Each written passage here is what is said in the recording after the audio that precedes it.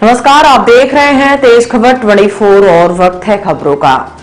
कहते हैं किसी लक्ष्य को पाने का पक्का इरादा हो और उसे पाने की तपस्या की जाए तो एक दिन उसमें सफलता मिल ही जाती है। ऐसा ही कुछ कर दिखाया है रीवा के उत्सव सिंह तिवारी ने, जिन्होंने अपनी तपस्या और लगन से आज अपने लक्ष्य को प्राप्त कर लिया है और सिविल जज के परीक्षा में उन्हें 12वीं रैंक प्राप्त हुई है। उत्सव सिंह ने अपनी 12वीं की परीक्षा sacred Heart Convent School Rewa से पास कर 2021 में Lord Law College Greater Noida से BA LLB पास कर न्यायिक सेवा की तैयारी की।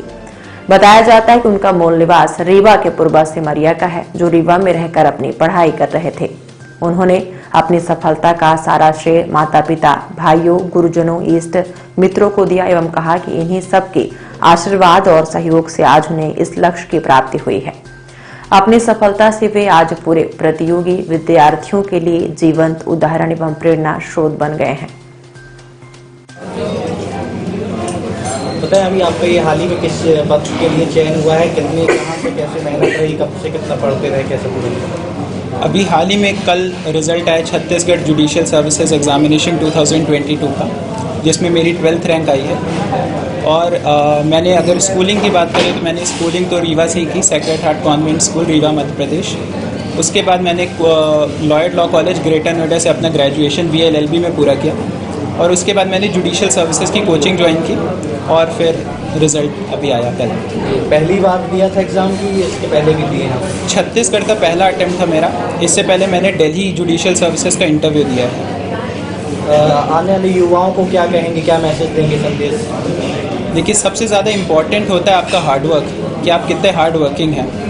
हार्ड वर्क, उसके साथ साथ स्मार्ट वर्क भी होना चाहिए। लेकिन उससे भी ज़्यादा मैं कहूँगा कि इससे भी ज़्यादा इम्पॉर्टेंट होता है कि एक मोटिवेटिंग फैक्टर होना चाहिए सबके पास। अगर वो मोटिवेटिंग फैक्टर है आपके पास तो you can achieve what ever you want. और मेरे मोटिवेटिंग फैक्टर थे मेरे मम्मी पापा, मेरे भाई, और साथ में मेरे कुछ लक फैक्टर्स भी थे कि मैं कहूँगा। और मैं लक फैक्टर्स का श्रेय देना चाहूँगा अपने दोस्तों को और मेरे जितने भी कलीग्स थे जिन्होंने मुझे काफ़ी सपोर्ट किया। अब युवाओं के लिए मैं कहूँगा कि आप हार्ड वर्क करें, आप मोटिवेटेड रहें, आप डाइवर्जन से दूर रहें, सबसे इम्पॉर्टेंट है वो। और सबसे ज़्यादा इम्पॉर्टेंट होगा कि आप डिसिप्लिन रहें। अगर आप डिसिप्लिन्ड हैं तो अगर किसी दिन मोटिवेशन कम भी होती है तो एक पॉइंट ऐसा आता है सर कि मोटिवेशन कम हो जाती है, लेकिन अगर आप डिसिप्लिन्ड हैं तो आप अचीव कर लेंगे whatever you want to achieve. So that's it. देखा जाता है लोग जब फेल होते हैं तो उसके बाद 2-3 बार जब अटैम्प्ट फेल हो जाते हैं उसके बाद तो छोड़ देते हैं अपनी राह, तो उनके लिए क्या है कुछ? देखिए, मैंने वही कहा कि आप एक तो मोटिवेशन की बहुत ज़रूरत है, मोटिवेटिंग फैक्टर होना चाहिए, लेकिन उसके साथ साथ आप हार ना माने किसी भी चीज़ के लिए। Whatever you want to achieve, आप अगर उस पर लगे रहेंगे, आप जब तक लगे रहेंगे तब तक वो मिलेगा। आपने एक बार छोड़ा तो वो उसी पॉइंट पे फिनिश हो जाता है। तो आपको मोटिवेशन के साथ साथ डिसिप्लिन की बहुत ज़रूरत है। अगर आप डिसिप्लिन्ड हैं, आप वो चीज़ अचीव करना चाह रहे हैं तो आप उस पर बस लगे रहिए। एट दी एंड आपको रिजल्ट मिलेगा। रिजल्ट सर कहीं जाता नहीं है, आपकी डेस्टिनी है, आप अचीव करेंगे चाहे कुछ हो जाए, वॉट एवर यू हैव। कितने घंटे पढ़ाई करते हैं, कैसे क्या है, टाइम मैनेजमेंट कैसे करें? एग्जैक्टली तो मैं एग्जैक्टली कैलकुलेशन के थ्रू तो नहीं बता सकता, लेकिन ये बता सकता हूँ कि सुबह 4 बजे से 8 बजे तक पहला मेरा स्लॉट रहता था पढ़ने का। फिर 8 से 8:30 थोड़ा सा भैया को जाना होता है तो बैंकों के लिए, तो थोड़ा सा उनकी तैयारी में लग जाता था। उसके बाद अराउंड 10 बजे से दोबारा पढ़ाई स्टार्ट होती थी, जो कि 2 बजे तक होती थी। तो दूसरा स्लॉट ये था 4 घंटे का, बीच में थोड़े से 5 मिनट या 10 मिनट के थोड़े बहुत ब्रेक्स, और उसके बाद फिर खाना, लंच, और देन आफ्टर दैट 3:30 से एक और स्लॉट स्टार्ट होता है जो कि 8:30 तक जाता है। 8:30 के बाद डिनर करके मैं अपना सो जाता था, अराउंड 10 के अराउंड सो जाता था। तो आप कैलकुलेट कर लीजिए अराउंड 10 to 12 आवर्स डेली।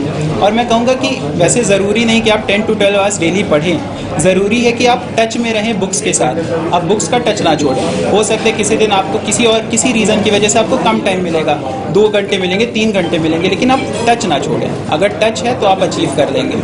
क्षेत्र में आने का आपका कैसे सबसे मोटिवेटिंग फैक्टर जो थे, जिन्होंने मोटिवेट किया, जिन्होंने पुश किया इस फील्ड में आने के लिए, वो थे मेरे मम्मी और पापा। उन्होंने बोला कि नहीं, आप जज बने, जो एक रिस्पॉन्सिबिलिटी होल्ड करते हैं एक जुडिशियल ऑफिसर, बहुत बड़ी रिस्पॉन्सिबिलिटी है। मेरे सर ने कहा था, जब मैंने कॉलेज ज्वाइन किया था तो मेरे एक सर थे, उन्होंने कहा था कि एक जज जो है वो एक दिन में अगर 10 मैटर्स भी सुनाता है, 10 फैसले भी देता है, तो वो उसके सामने कोई केस आएगा तो वो सिर्फ 2 पार्टीज नहीं रहेंगे उसके सामने उनके परिवार भी रहेंगे। तो एक फैसले में 10 लोग की ज़िंदगी को आप इफेक्ट कर रहे हैं। तो ऐसे करते करते अगर 10 फैसले भी आपने सुनाए तो एक दिन में आप कम से कम 100 लोगों की ज़िंदगी को इफेक्ट कर रहे हैं। उनकी लाइफ से रिलेटेड, उनकी प्रॉपर्टी से रिलेटेड, उनकी लिबर्टी से रिलेटेड आप डिसीजंस लेते हैं। तो ये काफ़ी मोटिवेटिंग लगा मुझे और इसलिए मैंने इस फील्ड में आने का डिसाइड किया।